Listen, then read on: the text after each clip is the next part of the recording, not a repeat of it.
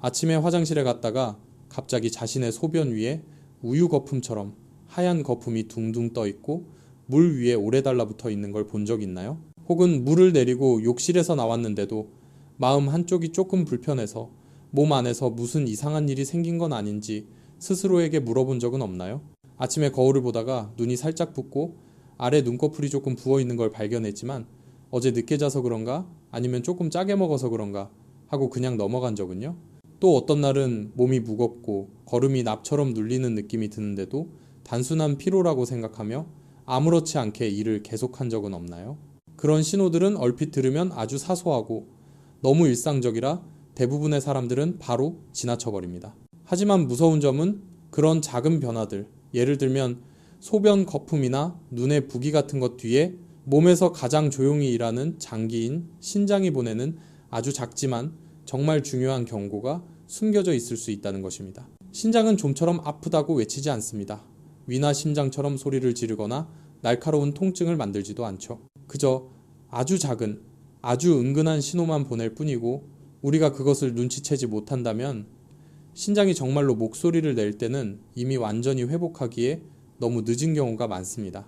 한국에서는 많은 재환자분들이 신장 문제라면 극심한 통증이나 혈뇨로 나타날 거라고 생각해왔다고 말합니다. 그러나 실제로는 신장 기능이 떨어진 사람 대부분이 상태가 심각해지고 나서야 문제를 인식합니다. 처음 신호들은 보통 소변의 거품이 오래 남는 것, 눈 주위의 가벼운 부기, 이유 없이 피곤한 느낌처럼 아주 단순합니다. 바로 이 신장의 침묵 때문에 많은 사람들이 조기 치료의 황금 시기를 놓치고 결국 투석이나 평생 치료가 필요한 상황까지 이어지기도 합니다. 오늘 제 이야기를 시작하기 전에 한국 사람들이 자주 하는 표현으로 정말 진심 어린 한마디를 먼저 전하고 싶습니다. 너무 늦기 전에 함께 건강을 챙겨봅시다.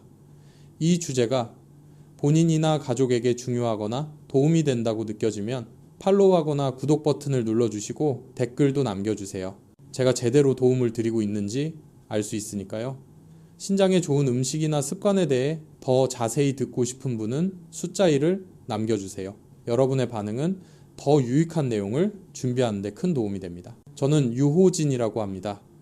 저는 30년 넘는 경력을 가진 전문의이며 현재 대학병원에서 근무하고 있습니다. 지난 30년 동안 다양한 연령, 직업, 환경의 환자들과 함께 해왔지만 그들 대부분에겐 한 가지 공통점이 있었습니다. 신장병의 첫 신호가 아주 오래전부터 나타나고 있었다는 사실을 전혀 몰랐다는 점입니다. 지금도 아주 선명하게 기억나는 겨울 아침이 있습니다.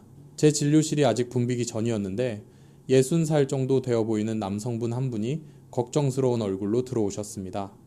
그분을 최 씨라고 부르겠습니다.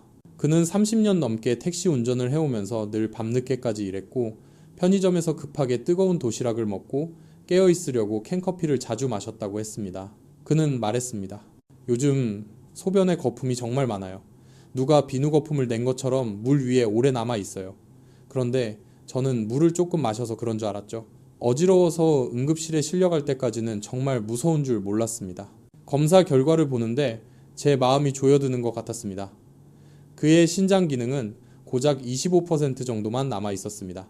즉, 몸의 자연 필터의 4분의 3이 심각하게 손상된 상태였고 안타깝게도 그중 대부분은 완전히 회복될 수 없는 손상이었습니다. 제가 상황을 설명하자 그는 한참 동안 고개를 숙이고 있다가 이렇게 말했습니다.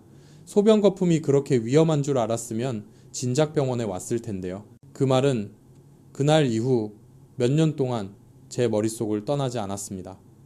왜냐하면 최 씨는 결코 유일한 사례가 아니었기 때문입니다. 소변의 거품, 며칠간의 가벼운 눈부기, 몇 가지 작은 신호만 지나쳤을 뿐인데 한 사람의 미래가 영원히 달라질 수 있습니다. 신장 손상은 단 하루 사이에 일어나지 않습니다. 작은 균열처럼 조용히 보이지 않게 조금씩 진행됩니다. 균열이 커져 병이 무너지는 순간이 되어서야 우리는 시간을 되돌릴 수 없다는 사실을 깨닫게 됩니다. 하지만 좋은 소식도 있습니다. 몸이 보내는 신호를 제대로 이해한다면 신장을 지키는 방법은 분명 존재합니다. 소변 거품이 항상 질병의 신호는 아니지만 그것이 자주, 두껍게, 오래 사라지지 않으며 특히 아침에 나타난다면 단백질이 신장의 필터를 새어나오고 있다는 의미일 수 있습니다. 그리고 소변에서 단백질이 보인다는 것은 바로 첫 번째 경고음입니다. 오늘 이야기에서는 왜 이런 현상이 생기는지, 언제 위험한지, 그리고 더 중요하게는 우리 한국인이 일상에서 쉽게 실천할 수 있는 음식과 습관으로 어떻게 신장을 보호할 수 있는지를 설명해 드리겠습니다. 저는 여러분이 이해하길 바랍니다. 신장 관리란 복잡한 일이 아니라 다만 조금의 세심함과 꾸준함이 필요할 뿐입니다. 신장은 조용히 일하지만 우리가 조금만 신경 써준다면 더 많은 건강한 시간, 사랑하는 사람들과 함께하는 더 많은 시간을 되돌려 줍니다. 그러니 본격적으로 들어가기 전에 잠시만 생각해 보세요. 지난 한 달 동안 소변에 거품이 많았던 적이 있나요? 오래 서 있으면 다리가 무겁게 느껴진 적이 있나요? 아침에 일어나면 눈이 조금 부어 있는 걸 발견한 적은요? 만약 대답이 예라면 이제 이어질 이야기는 여러분에게 아주 중요할 것입니다. 제가 최 씨의 사례를 이야기하면 많은 분들이 한숨을 쉬며 저에게 묻습니다. 선생님, 왜 신장은 이렇게 조용한가요? 아프면 제가 바로 병원에 갔을 텐데요. 그럴 때마다 저는 신장은 원래 참도록 만들어진 장기라고, 마치 가족 안에서 묵묵히 일하는 사람처럼 아무리 힘들어도 말없이 버티다가 정말 더는 견딜 수 없을 때에야 쓰러진다고 답할 수밖에 없습니다. 그리고 신장이 한번 쓰러지면 다시 돌아가는 길은 매우 험난합니다. 30년 넘게 진료하면서 저는 비슷한 사례를 셀 수 없을 만큼 보았습니다. 그중 특히 기억에 남는 사람은 5살 정도 나이가 넘은 여성분, 여기서는 강 씨라고 부르겠습니다. 인천에 살며 새 아이와 밤근무를 하는 남편을 돌보는 분이었습니다. 그녀는 항상 바쁘고 단 한순간도 스스로에게 휴식을 허락하지 않았습니다. 아침에 눈을 뜨면 가장 먼저 하는 일은 식사 준비, 집안일, 손주 등원, 그리고 틈틈이 하는 파트타임 일이었습니다. 그런 생활 속에서 그녀에게 피로가 들어올 자리는 없었습니다. 더군다나 자신의 몸이 보내는 신호를 들을 여유는 더욱 없었습니다. 그러던 어느 날 그녀는 걱정스러운 얼굴로 저를 찾아왔습니다. 최근 소변에 거품이 매우 많이 생기는데 특히 아침에 더 심하다고 했습니다.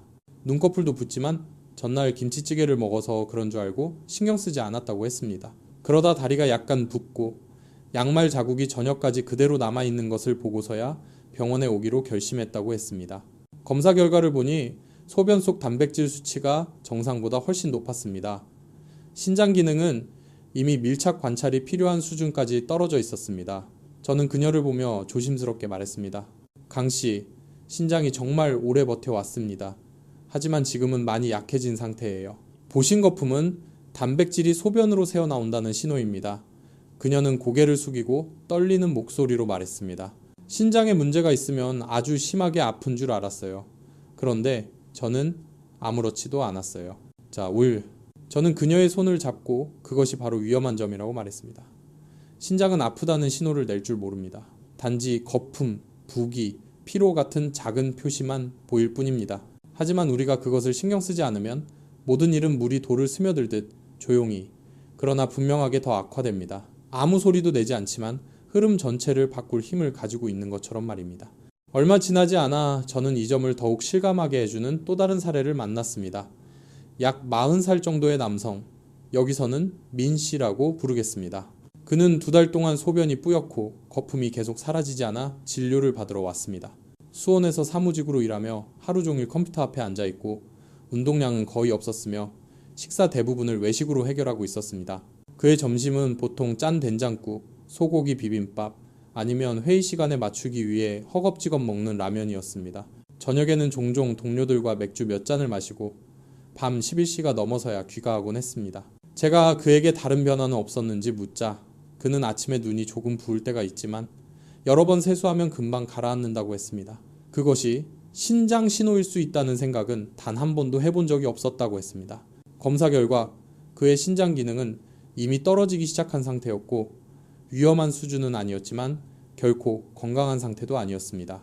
저는 신장은 초미세 필터와 같아서 매일 수백 리터의 혈액을 걸러야 한다고 설명했습니다. 그 필터막이 손상되면 짠 음식, 높은 혈압, 높은 혈당, 혹은 지속되는 스트레스 때문에 단백질이 그 틈 사이로 새어나오게 됩니다. 저는 민 씨에게 말했습니다. 거품이 두껍고 오래 사라지지 않는다면 그건 필터에 구멍이 난 것과 같습니다. 지금 바로 조절하지 않으면 나중에는 훨씬 더 무서운 상황과 마주하게 됩니다. 그는 한참 말없이 있다가 이렇게 말했습니다. 저는 아직 젊으니까 괜찮을 줄 알았어요. 그런데 몸이 그렇게 오래 견뎌주지는 않네요. 이런 문제는 사무직에만 생기는 것이 아닙니다. 열심히 운동하는 사람들도 동물성 단백질이나 보충제를 과도하게 섭취하면 얼마든지 신장에 무리가 올 수 있습니다. 대구에서 작은 헬스장을 운영하는 진호라는 청년을 저는 기억합니다.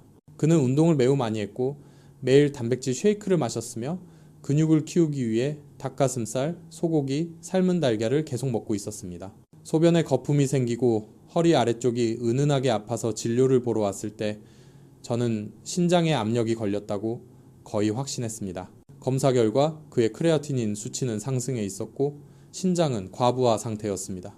저는 몸에 단백질이 너무 많이 들어오면 신장이 단백질 분해 과정에서 생기는 부산물을 대량으로 걸러야 하기 때문에 과로하게 된다고 설명했습니다.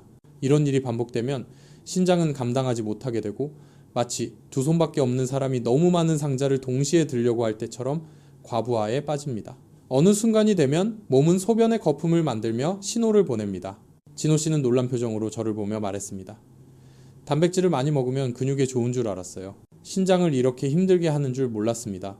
저는 모든 것에는 한계가 있으며 몸의 신호를 듣지 않으면 아무리 건강해 보이는 일도 해가 될 수 있다고 말했습니다. 이런 이야기들은 저에게 신장은 심장이나 간보다 더 일찍, 더 세심하게 관리해야 하는 장기라는 믿음을 더욱 굳히게 했습니다. 왜냐하면 심장에 문제가 생기면 가슴이 아프고 간이 나빠지면 피곤하고 황달이 생기지만 신장이 약해지면 화장실에서 거품 몇 줄기 외에는 아무 느낌조차 없을 수 있기 때문입니다. 그리고 그 사람이 그 신호를 놓친다면 예방할 수 있는 기회를 잃게 됩니다. 신장에는 수백만 개의 초미세 필터, 즉 사구체가 있습니다. 이 작은 필터들은 밤낮 없이 혈액 속 노폐물을 걸러내고 단백질 같은 소중한 물질은 몸 안에 남겨둡니다.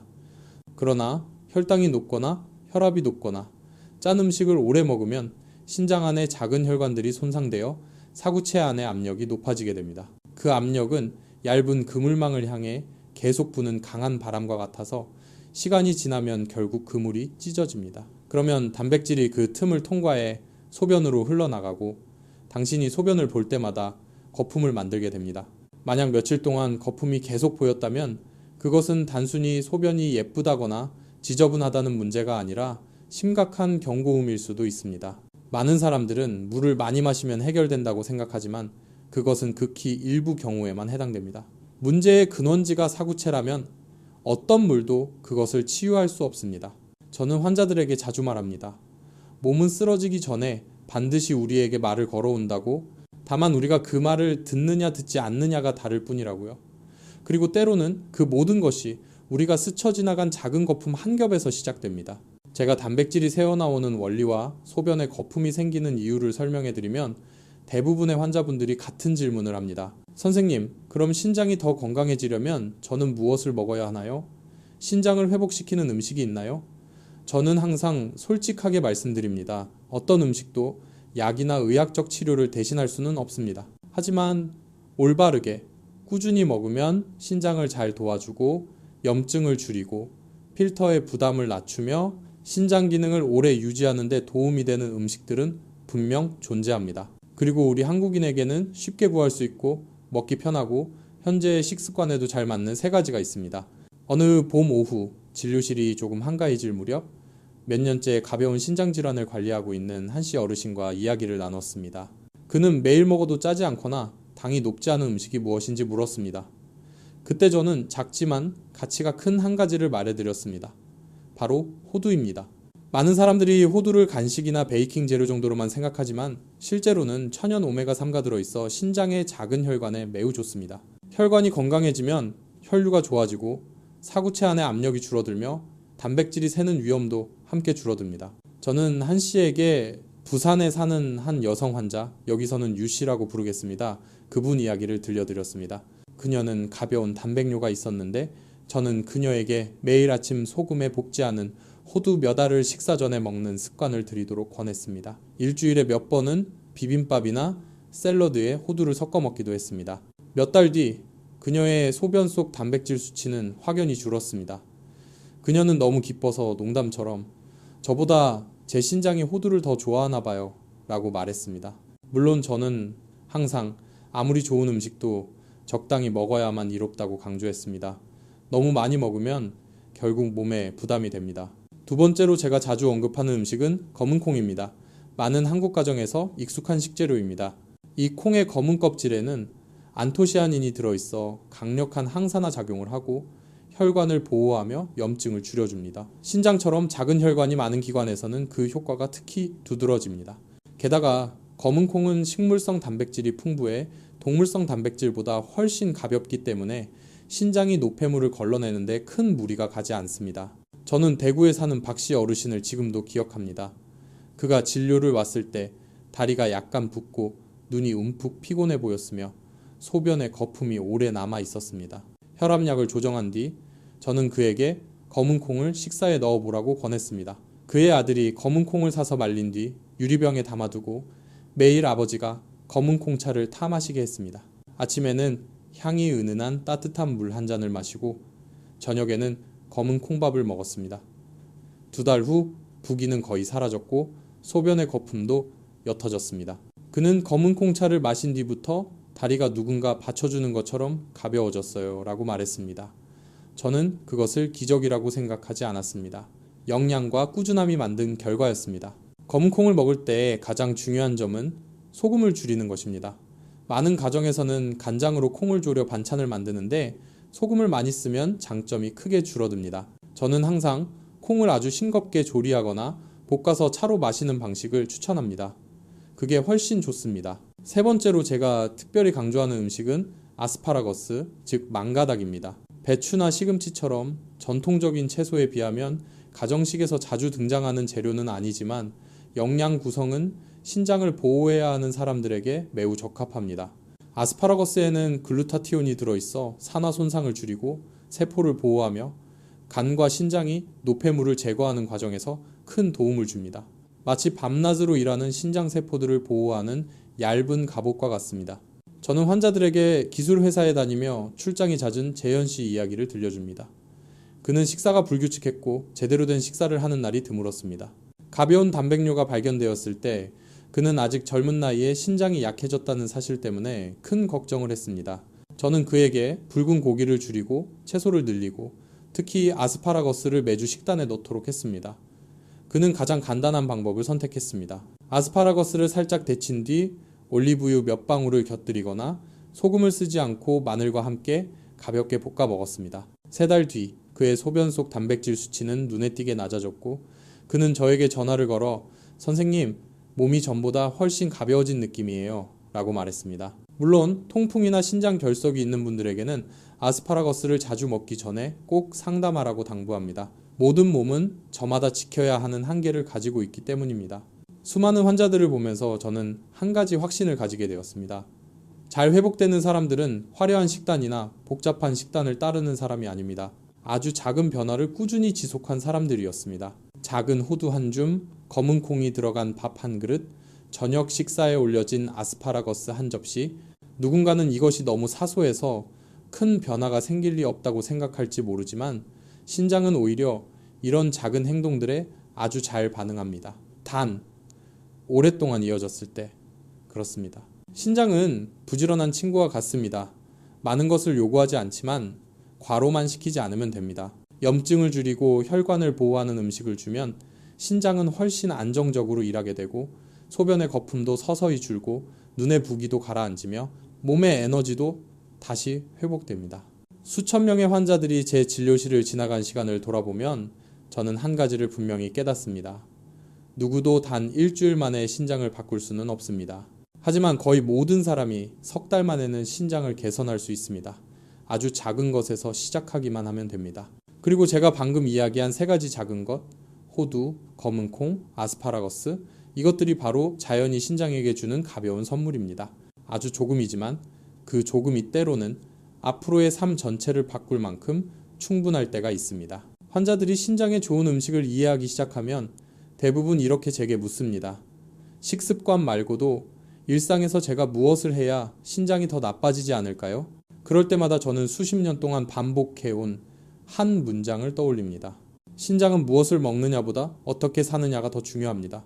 실제로 일상 속 아주 사소해 보이는 습관들이 우리가 생각하는 것보다 신장에 더 큰 영향을 줍니다. 어떤 환자들은 단지 생활 습관만 바꿨을 뿐인데 소변의 거품이 눈에 띄게 줄고 몸이 훨씬 가벼워졌습니다. 저는 항상 올바른 물 마시는 법부터 시작합니다. 많은 사람들은 물을 아주 많이 마시면 신장이 더 깨끗해진다고 믿지만 그것은 완전히 맞는 말은 아닙니다. 어떤 사람은 하루에 물을 한두 잔밖에 마시지 않아 몸이 건조해지고 소변이 농축되어 신장이 더 높은 농도의 노폐물을 걸러야 합니다. 반대로 어떤 사람은 한 번에 너무 많은 물을 마시며 그것이 신장을 씻어준다고 생각합니다. 저는 늘 설명합니다. 신장은 한꺼번에 몰아붙여서는 안 되는 필터와 같습니다. 중요한 것은 하루 종일 조금씩 나누어 마시는 것입니다. 특히 아침에 따뜻한 물 한 잔을 마시면 몸을 깨우는 데 큰 도움이 됩니다. 어떤 환자는 이 조언을 듣고 나서 아침의 무거움과 부기가 확실히 줄었다고 문자를 보내기도 했습니다. 그 다음으로 제가 늘 강조하는 습관은 바로 소금 줄이기입니다. 한국 음식은 풍부하지만 신장에는 때때로 너무 짭니다. 김치, 찌개, 국 같은 음식에는 나트륨이 매우 많습니다. 많은 환자들은 자신이 이미 싱겁게 먹는다고 말하지만 식단 일지를 살펴보면 하루 소금 섭취량이 권장량의 2배가 넘는 경우가 많습니다. 저는 소변 거품과 가벼운 부기가 있던 강 씨에게 김치를 먹기 전에 한번 헹구고 간장을 절반만 사용하며 통조림과 짠 국물 요리를 줄이도록 조언했습니다. 단 한 달 후 그녀의 혈압은 안정되었고 얼굴에 부기도 줄고 밤잠도 더 깊어졌습니다. 그녀는 처음에는 적응이 어렵다고 했지만 몸이 가벼워지자 자신이 오랫동안 얼마나 짜게 먹어왔는지를 비로소 깨달았다고 말했습니다. 다음은 운동입니다.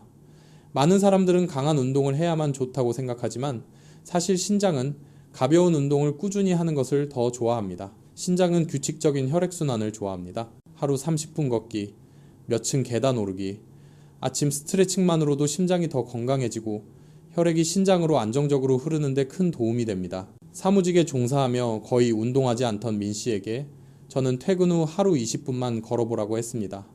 그는 그것이 너무 간단해 효과가 없을 거라고 생각했습니다. 그러나 3주 후 그는 돌아와 말했습니다. 선생님, 그냥 걸었을 뿐인데 아침마다 소변이 더 맑아졌어요. 저는 웃으며 말했습니다. 신장은 늘 자신을 조금만 편하게 해주는 사람에게 고마워한다고요. 수면 역시 제가 매우 강조하는 부분입니다.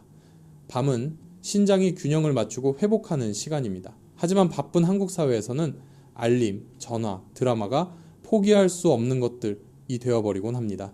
저는 한 젊은 환자에게 이렇게 말한 적이 있습니다.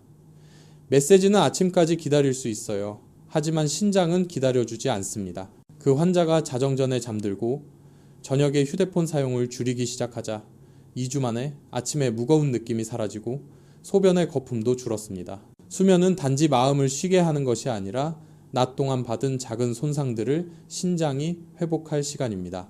매니징 스트레스 관리는 신장과 관련 없어 보이지만 실제로는 생각보다 훨씬 큰 영향을 미칩니다.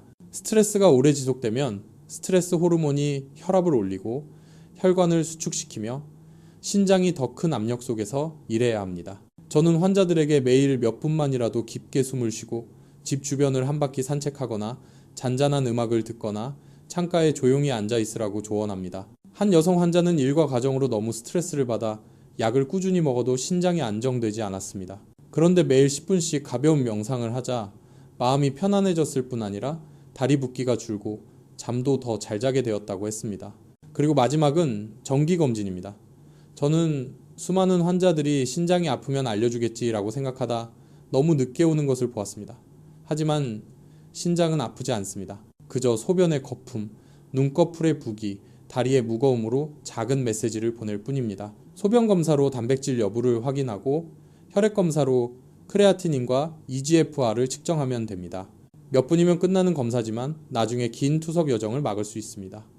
저는 항상 환자들에게 말합니다. 증상이 생기고 나서 병원에 오지 말라고. 증상이 생겼다는 것은 신장 기능의 60, 70%가 이미 손상된 뒤일 수 있기 때문입니다. 제가 가장 감동받았던 순간 중 하나는 생활을 바꾼 후 몇 달이 지나 강 씨가 보내온 문자였습니다. 그녀는 아스파라거스 데친 접시, 검은 콩이 섞인 밥, 작은 그릇에 담긴 호두 몇 알을 사진으로 찍어 보내며 이렇게 적었습니다. 선생님 덕분에 제 신장도 사랑받아야 한다는 걸 알게 되었어요. 지금은 소변 거품이 거의 없어졌어요. 제때 변화하도록 도와주셔서 감사합니다. 이런 메시지를 볼 때마다 저는 제 직업의 의미를 더 깊이 느낍니다. 그 의미란 약을 처방하는 것이 아니라 사람들이 자기 몸의 신호를 가장 다정하게 들을 수 있도록 돕는 일입니다. 아마 지금 이 이야기를 점심시간에 지하철에서 혹은 잠들기 전에 듣고 있을지도 모릅니다. 최근 며칠간 소변의 거품이 늘었거나 눈이 조금 부었거나 이유 없는 피로가 계속된다면 오늘의 신장 이야기는 아마도 당신의 몸이 오래전부터 보내고 있었던 작은 알림일 수 있습니다. 신장은 당신이 하루아침에 모든 것을 바꾸길 바라지 않습니다.